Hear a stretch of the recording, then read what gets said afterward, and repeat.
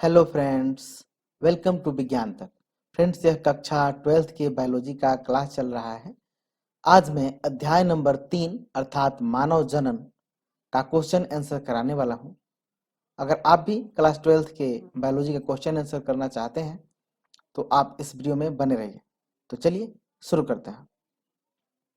प्रश्न संख्या 1 है, रिक्त स्थानों की पूर्ति कीजिए। आपको क्या करना है? रिक्त स्थानों में पूर्ति करना है। पहला है, मानव डैश उत्पत्ति वाला है। मानव डैश उत्पत्ति वाला है। तो कौन सा है? तो मानव कैसा है? लैंगिक उत्पत्ति वाला है। दूसरा प्रश्न है, मानव है अंडप्रजक, सजीव प्रजक या फिर अंडजरायुज। तो मानव क्या है? सजीव प्रजक। सजीव प्रजक उसको कहते हैं जो बच्चों को जन्म देते हैं। मानव में निषेचन होता है, आंतरिक या बाह्य। तो आपको पता है मानव में आंतरिक निषेचन होता है। ठीक है, आंतरिक निषेचन। नर एवं मादा, ये मिस्टेक हुआ, नर एवं मादा डैश युग्मक होते हैं। यानी आपको बताना है कि नर युग्मक या मादा युग्मक अगुणित होते हैं या द्विगुणित होते हैं। तो पता है आपको, कोई भी युग्मक अगुणित ही होता है। अंग है युग्मनज डैश होता है, अगुणित या द्विगुणित। तो क्या होगा? द्विगुणित होगा। ठीक है, द्विगुणित। चलिए, ये हो गया 6। अच्छा, यहाँ पे एक प्रश्न है, छूट गया। एक परिपक्व पुटक से अंडाणु के मोचित होने की प्रक्रिया को कहते हैं। तो अंडाणु के मोचित होने की क्रिया को कहते हैं अंडोत्सर्ग अर्थात ओव्यूलेशन। अंडोत्सर्ग डैश नामक हार्मोन द्वारा प्रेरित होता है। तो अंडोत्सर्ग किसके लिए किस हार्मोन से होता है? ल्यूटिनाइजिंग हार्मोन द्वारा। ल्यूटिनाइजिंग हार्मोन, जिसे शॉर्ट में LH भी कहते हैं। नर तथा मादा युग्मक के संलयन यानी फ्यूजन को कहते हैं। तो जब नर और मादा की युग्मक का संलयन होता है उसे कहते हैं निषेचन। अगला प्रश्न है, निषेचन डैश में संपन्न होता है। निषेचन डैश में संपन्न होता है। यह निषेचन की क्रिया कहाँ संपन्न होती है? तो ये होती है अंडवाहिनी नलिका के संकीर्ण पथ, जिसे तुम्बिका कहते हैं। तो आप केवल कह सकते हैं कि निषेचन कहाँ पे होता है, कहाँ पे संपन्न होता है। तो आप कह सकते हैं तुम्बिका में या फिर तुम्बिका क्षेत्र में। ठीक है। अगला प्रश्न है, युग्मनज विभक्त होकर डैश की रचना करता है जो गर्भाशय में अंतरोपित होता है। अब आपको बताना है युग्मनज जो विभक्त होता है तो विभक्त होकर क्या बनाता है? तो बनाता है ब्लास्टोसिस या फिर उसी को कोरक पुट्टी भी कहते हैं। भ्रूण और गर्भाशय के बीच संवहनी संपर्क बनाने वाली रचना को क्या कहते हैं? यानी भ्रूण और गर्भाशय के बीच जो संवहनी संपर्क बनता है उसको क्या कहते हैं? तो उसको कहते हैं अपरा अर्थात प्लेसेंटा। चलिए, अब है प्रश्न संख्या 2, पुरुष जनन तंत्र का नामांकित आरेख बताएं। तो इसमें आपको केवल चित्र बनाना है। आप इस चित्र को देखिए, थोड़ा सा मैं बता देता हूँ। देखिए, ये वाला जो यहाँ से लेकर के ये वाला हिस्सा है, इसको कहते हैं शिश्न। शिश्न के पीछे अंदर एक ये नली आई है, इसे कहते हैं मूत्र मार्ग। और आगे वाला जो हिस्सा है ये वाला, इसे कहते हैं शिशन मुंड। और इसके ऊपर ये जो कवर है उसे कहते हैं अग्रछट। यहाँ पे ये वाली जो ग्रंथि है इसे कहते हैं पुरस्थ ग्रंथि। ये जो नली है इसे कहते हैं शुक्रवाहक या फिर शुक्रवाहिनी।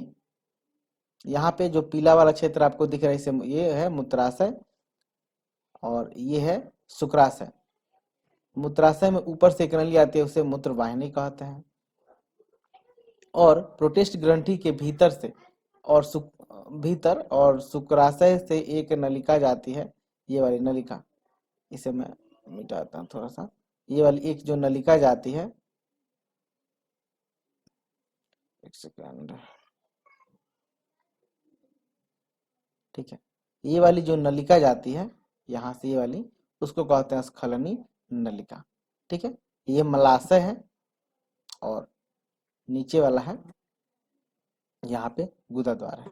तो ये पूरी संरचना है, आप बस इसमें संरचना ही बनाना है और कुछ जानना नहीं है उसमें। ठीक है, तो अब चलिए आगे बढ़ते हैं। प्रश्न संख्या 3 है, स्त्री जनन तंत्र का एक नामांकित आरेख बनाएं। तो ऐसे ही जैसे पुरुष जनन तंत्र का आरेख बनाना था, ये मादा जनन तंत्र का आरेख है। यहाँ पे आप देख सकते हैं यही वाला जो क्षेत्र है संकीर्ण पथ होता है पतला, इसे तुम्बिका कहते हैं या फिर एम्प्यूला कहते हैं। उस दिन मैंने आपको अभी पीछे मैंने आपको बताया था। ये गर्भाशय की आंतरिक दीवार है जो अंदर की ओर है, जिसे मैं कलर कर रहा हूँ, ठीक है। और गर्भाशय के बाहर ये मांस होता है जिसे पेशी कहते हैं। तो ये पेशीय संरचना है। ये है दोनों अंडाशय, एक तरफ इधर होता है और ये दो अंडाशय हैं। यहाँ से एक यही नली जाती है जिसे फोलिपियन ट्यूब या फिर अंडवाहिनी कहते हैं। इसे ये उंगली जैसी संरचना है, इसे कीपक या फिर फिम्बरी या फिर झररी कहते हैं।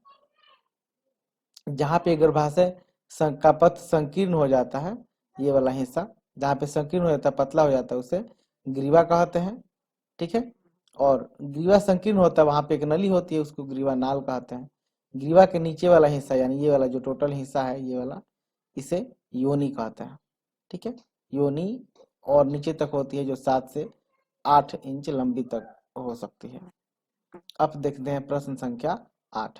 प्रश्न संख्या 8 है, वृषण तथा अंडाशय के बारे में प्रत्येक के 2 कार्यों का वर्णन कीजिए। यानी आपको अंडाशय और वृषण के 2 कार्य बताने हैं। तो सबसे पहले जानते हैं हम लोग वृषण के कार्य। देखो वृषण के कार्य कौन कौन से हैं। वृषण में जनन कोशिकाओं में शुक्र जनन द्वारा शुक्राणुओं का निर्माण होता है, ठीक है। स्पर्मेटोजेनेसिस या फिर जिसे शुक्र जनन कहते हैं।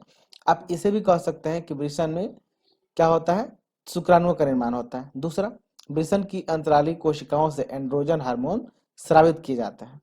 और आपको पता है एंड्रोजन हार्मोन के कारण ही द्वितीयक लैंगिक लक्षण उत्पन्न होते हैं। अब जानते हैं अंडाशय के कार्य। अंडाशय की जनन कोशिकाओं से अंड जनन द्वारा अंडाणुओं का निर्माण होता है। अंडाणु यानी ओवा का निर्माण होता है। और सेकंड क्या है, अंडाशय की ग्राफियन पुट्टी से एस्ट्रोजन स्रावित होता है, यह अंडोत्सर्ग को प्रेरित करता है, ठीक है।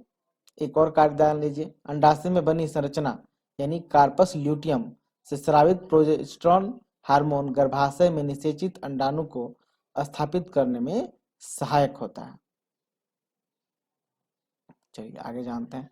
प्रश्न संख्या 5, शुक्र जनन नलिका की संरचना का वर्णन कीजिए। यानी आपको बताना है कि जो शुक्र जनन नलिका होती है उसकी संरचना कैसी होती है। चलिए जानते हैं। शुक्र जनन नलिका का निर्माण अनेक शुक्रजन नलिकाओं से होता है।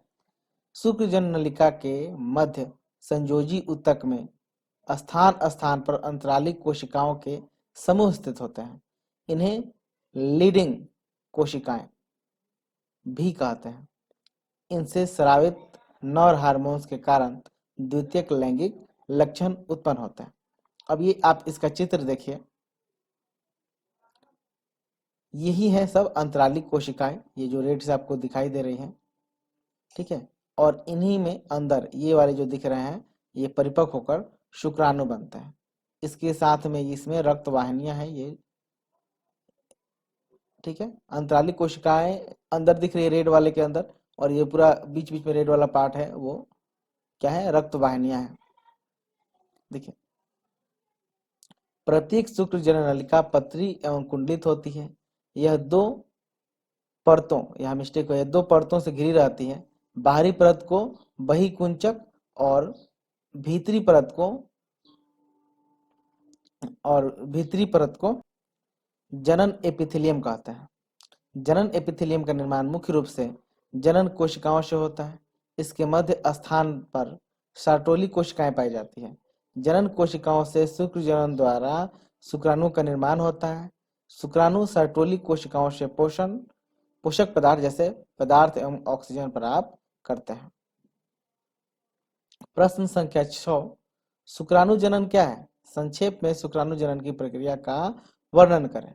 अब उत्तर देखिए, नर युग्मक के निर्माण की प्रक्रिया को शुक्राणु जनन कहते हैं। वृषण की जनन उपकला से और सूत्री विभाजन द्वारा शुक्राणु बनते हैं। यह निम्न प्रकार होती है, ठीक है। स्पर्मेटिड का निर्माण, यह क्रिया अग्रलिखित उप चरणों में लिखित है। अब देखिए यह कई चरण में होता है। तो सबसे पहले है क्या, गुणन की अवस्था। प्राथमिक जनन कोशिकाएं समसूत्री विभाजन के द्वारा विभाजित होती हैं तथा स्पर्मेटोगोनिया बनाती हैं। ये सभी कोशिकाएं द्विसूत्री होती हैं। उसके बाद शुरू होता है वृद्धि प्रवस्था। स्पर्मेटोगोनिया नर्सिंग कोशिकाओं से खाद्य पदार्थ ग्रहण करके आकार में बड़ी हो जाती है तथा इस अवस्था को प्राथमिक स्पर्मेटोसाइट कहते हैं। यह अवस्था भी द्विगुणित होती है, यानी द्विगुणसूत्री होती है। उसका मतलब वही हुआ। फिर है परिपक्वन की अवस्था। प्राथमिक स्पर्मेटोसाइट में एक अर्धसूत्री विभाजन होता है जिसे द्विगुणित कोशिकाएं बनती हैं। इन्हें द्वितीयक स्पर्मेटोसाइट कहते हैं। प्रत्येक द्वितीय स्पर्मेटोसाइट में समसूत्री विभाजन होता है, अतः प्रत्येक यहाँ पे अर्धसूत्री होगा। ठीक है, यहाँ पे मैं बता दे रहा हूँ। यहाँ पे एक सेकेंड, यहाँ पे मिस्टेक हुआ है। में यहाँ पे होता है अर्धसूत्री विभाजन होता है, अतः प्रत्येक प्राथमिक स्पर्मेटोसाइट से 4 कोशिकाएं बनती हैं जिसे स्पर्मेटिक कहते हैं। आप शुक्राणु जनन को इस चित्र के माध्यम से, इस आरेख के माध्यम से अच्छे समझ सकते हैं। सबसे पहले देखिए शुक्राणुजन है, इसमें सूत्री विभाजन होता है, यानी समसूत्री विभाजन, जिससे प्राथमिक शुक्र कोशिकाएं बनती हैं। फिर इसमें प्रथम अर्धसूत्री विभाजन होता है, जिससे द्वितीयक शुक्राणु कोशिकाएं बनती हैं। यहाँ तक प्राथमिक अर्धसूत्री विभाजन तक गुणसूत्रों की संख्या 46 रहती है, लेकिन जैसे ही द्वितीयक अर्धसूत्री विभाजन होता है गुणसूत्रों की संख्या 23 हो जाती है। ठीक है, और ये 23 होने के बाद जो ये 4 बनते हैं, 4 कोशिकाएं बनती हैं, इन्हें शुक्राणु प्रसु कहते हैं। और ये फिर परिपक्व होते हैं, विभेदन होता है इनमें, विभेदन के बाद ये शुक्राणु बन जाता है। शुक्राणु में गुणसूत्रों की संख्या 23 ही होती है। ठीक है, अब है प्रश्न संख्या 7। चलिए, प्रश्न संख्या 7 है, शुक्राणु जनन की प्रक्रिया में नियमन में शामिल हार्मोनों के नाम बताइए। यानी आपको बताना है शुक्राणु जनन में कौन कौन से हार्मोन उपयोग में आते हैं। तो जान लीजिए, शुक्राणु जनन की प्रक्रिया में निम्नलिखित हार्मोन कार्य में आते हैं। पहला है गोनाडोट्रोपिन रिलीजिंग हार्मोन, या फिर जिसे GnRH कहता है। ठीक है, GnRH, यहाँ पे मिस्टेक हुआ है, GnRH,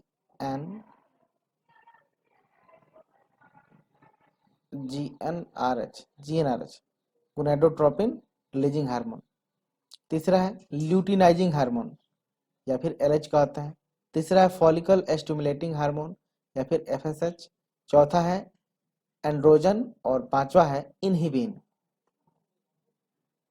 प्रश्न संख्या 8 है, शुक्राणु जनन एवं वीर्य सेचन की परिभाषा लिखिए।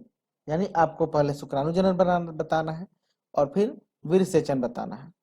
तो मैंने शुक्राणु जनन की परिभाषा तो ऊपर ही पहले वाले क्वेश्चन में लिखे थे, तो यहाँ से आप केवल वीर्य सेचन का परिभाषा लिख लीजिए, वीर्य सेचन। ठीक है, या फिर एस्पर्मिएशन। शुक्राणु के आंतरण के पश्चात मुक्त शुक्राणुओं के शीर्ष कोशिकाओं में अंतः स्थापित हो जाते हैं। शुक्रजनक नलिका से शुक्राणु से मोचित होने की प्रक्रिया को वीर्य सेचन कहते हैं। ठीक है, वीर्य सेचन कहते हैं। प्रश्न संख्या है 9, शुक्राणु का एक नामांकित आरेख बनाएं। तो देखिए, ये शुक्राणु का आरेख है। इसमें जो सबसे आगे की ओर ये वाला हिस्सा है, इसे कहते हैं अग्रपिंडक, और अग्रपिंडक के ऊपर एक झिल्ली होती है, ये चारों तरफ एक झिल्ली होती है जिसे कहते हैं जीव द्रव्य कला। इसके बीच में ये पूरा शुक्राणु का जो मुंड है, ऊपर की ओर बीच में मुंह में सिर के ऊपर ये बीच वाला हिस्सा है, इसे कहते हैं केंद्रक युक्त गुणसूत्री पदार्थ। यानी कहना क्या है, इसके बीच वाले पदार्थ, बीच में केंद्रक होता है और कुछ गुणसूत्रीय पदार्थ होता है। फिर ये वाला जो हिस्सा है नीचे, इसे कहते हैं ग्रीवा, यानी गर्दन वाला हिस्सा है। इसके नीचे होता है मध्यखंड, जिसमें बहुत सारे माइट्रोकॉन्ड्रियाज होते हैं। यहाँ पे लिखा ही है सूत्रकणिका अर्थात माइट्रोकॉन्ड्रिया। और नीचे होता है पूंछ। ठीक है, जो इन्हें शुक्राणुओं को गति करने में सहायता करता है। ठीक है, चलिए, अब है प्रश्न संख्या 10। 10 नंबर प्रश्न है, सुक्रिय प्रद्रव्य यानी सेमिनल प्लाज्मा के प्रमुख संगठक क्या है? यानी जो सुक्रिय प्रद्रव्य होता है उसके जो मुख्य घटक होते हैं, संघटक होते हैं, उनमें कौन कौन से घटक हैं वो बताना है। तो देखिए आंसर, अधिवृषण, शुक्रवाहक, शुक्राशय, पुरस्थ ग्रंथियां तथा बल्बोयूरेथ्रल ग्रंथियां के स्राव शुक्राणुओं को गतिशील बनाए रखने तथा इन्हें परिपक्व बनाने में सहायक होते हैं। इन्हें सामूहिक रूप से शुक्रिय प्रद्रव्य कहते हैं। शुक्राणु तथा शुक्रिय प्रद्रव्य मिलकर वीर्य बनाते हैं यानी स्पर्म, जिसे सीमेन भी कहते हैं। शुक्रिय प्रद्रव्य मुख्यतः फ्रुक्टोज, कैल्शियम और एंजाइम्स होते हैं। ठीक है, तो ये 10 प्रश्न थे। मुझे उम्मीद है आपको ये अच्छा से समझ में आया होगा, और जो बाकी प्रश्न हैं उनको मैं इसी सीरीज के अगले वीडियो में कराऊंगा, यानी सेकेंड पार्ट में कराऊंगा। यह वीडियो आपको कैसा लगा है कमेंट करके जरूर बताइएगा। अच्छा लगा है तो लाइक कीजिएगा, अपने फ्रेंड्स के साथ शेयर कीजिएगा। कोई शिकायत या सुझाव हो उसे भी कमेंट बॉक्स में लिख सकते हैं। यह वीडियो देखने के लिए आपका बहुत बहुत धन्यवाद। बाय।